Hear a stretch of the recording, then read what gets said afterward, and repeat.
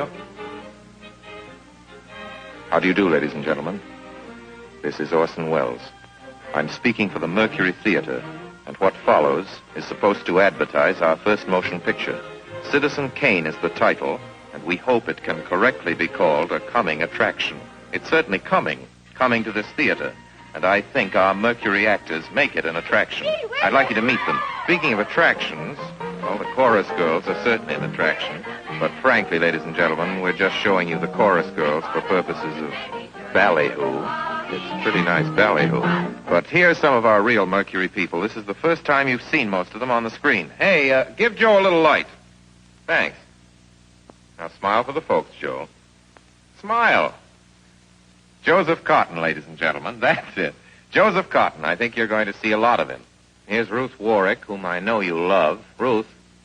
Look at the camera, Ruth. We caught Ruth with her hair up. And here's somebody you've all heard on the radio, so I don't have to tell you he's wonderful. Ray Collins. Dorothy Commongore is a name I'm going to repeat. Dorothy Commongore. I won't have to repeat it much longer. You'll be repeating it. And here's George Coulouris, who's a grand actor. I'll say that name again. George Coulouris. Watch it. Here comes Everett Sloane. Look out, Everett. Oops. Everett Sloane, ladies and gentlemen, he isn't necessarily a comedian. And here's one of the best in the world.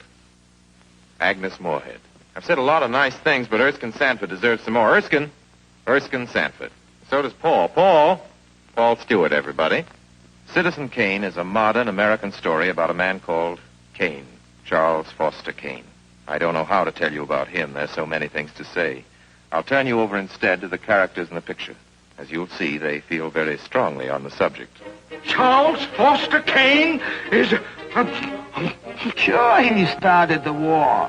But do you think if it hadn't been for Mr. Kane, the United States would have the Panama Canal? Charles Foster Kane is nothing more or less than a communist. Kane, governor. Listen, when the voters of this state and Mrs. Kane learn what I found out about Mr. Kane and a certain little blondie named Susan Alexander, he couldn't be elected dog catcher. I'm going to skin Mr. Charles Foster Kane alive. I'm going to marry him next week at the White House. Emily, I hear you've been stepping out with Charlie Kane. Of course I love him. I gave him $60 million. Well, of course I love him. He's the richest man in America.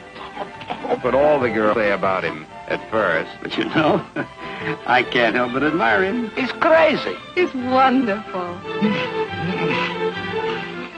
Ladies and gentlemen, I don't know what you'll think about Mr. Kane.